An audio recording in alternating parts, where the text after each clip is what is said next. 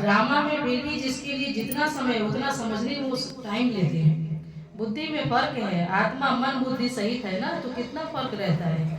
बच्चों को मालूम पड़ता है हमको स्कॉलरशिप लेने की है, तो दिल अंदर खुशी होती है ना। जो जितना पढ़ेगा पढ़ाएगा बावन का उतना ऊँच वो स्कॉलरशिप लेगा, तो वहाँ मिलती है। यहाँ भी अंदर आने से एम ऑब्जेक्ट सामने देखने में आती तो जरूर खुशी होती। अभी तुम जानते हो या बनने के लिए यहाँ हम पढ़ने आए हैं, नहीं तो कभी कोई आ ना सके। समझ में आया? अब यहाँ कुछ प्राप्ति है तभी तो जीवन त्याग हो रहा है ना। जरा बुद्धि से सोचो, इतने बड़े बड़े देखो इस संस्थान में लोग जुड़े हैं, तो कोई ऐरू गैरू नहीं है कि कोई सड़क पर फेंका हुआ है, सब बच्चे भाई बहन समर्पित हैं, लेकिन कुछ है प्राप्ति तभी तो लोग जीवन दे रहे हैं ना इसमें। इसलिए बाबा कहते हैं बच्चे कि तुम जानते हो या बनने के लिए यहाँ हम पढ़ने आए हैं। इतनी ऊंची हमारा लक्ष्य, देखो लक्ष्य लगा हुआ है, श्री लक्ष्मी और नारायण बनना। तो ये लक्ष्य है, तो ये बनना है, तो बाबा कहते तब पढ़ने के लिए आए हो, नहीं तो हम कभी कोई यहाँ आ ही ना सके। नहीं तो क्या करने का था यहाँ आने का, है कि नहीं है? कोई तो खाने के लिए बन नहीं रहा था। तो इसलिए सोचने की बात है कि इसलिए बाबा कह रहा है नहीं तो कभी कोई यहाँ आ ना सके। लेकिन ये बात बहुत समझने की है, जिसके समझ में आएगा वही इस मार्ग पे चलेगा ना। इसलिए बाबा ने कहा यह है एम ऑब्जेक्ट। ऐसा कोई स्कूल कहाँ भी नहीं होगा जहाँ दूसरे जन्म की एम ऑब्जेक्ट को देख सके।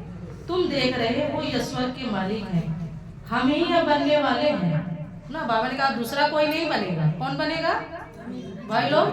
बाबा के बच्चे लटक गए, बोलो हम नहीं बनेंगे तो कौन बनेगा? बाबा ने कहा बच्चे, इसलिए बाबा ने कहा बच्चे एम ऑब्जेक्ट सामने है। ऐसा कोई स्कूल कहाँ भी नहीं होगा जहाँ दूसरे जन्म की एम ऑब्जेक्ट को देख सकोगे।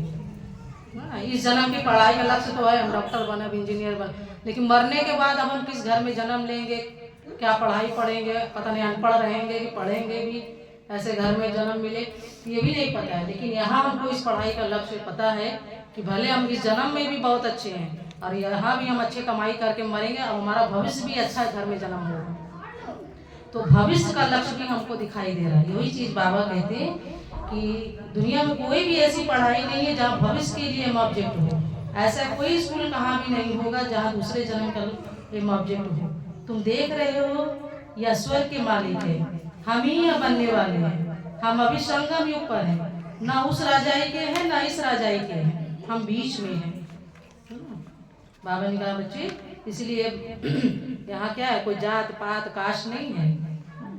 यहाँ कोई ठाकुर बावन केसरवानी जायसवाल तो फलाना ठिकाना, यहाँ कोई ना कोई जाने की कोशिश कर रहा था ना कोई पूछता ही है ना। यहाँ सब बाबा के बच्चे सिर्फ क्या है, हम ब्राह्मण बच्चे, सब ब्राह्मण हैं, तो सबके मनसा शुद्ध हो रही है। तो सिर्फ ये कास्ट से मतलब नहीं है, कर्म देखो। जब बाबा के ज्ञान में आके हमारे कर्म हमारे विचार बदल के हम एक जात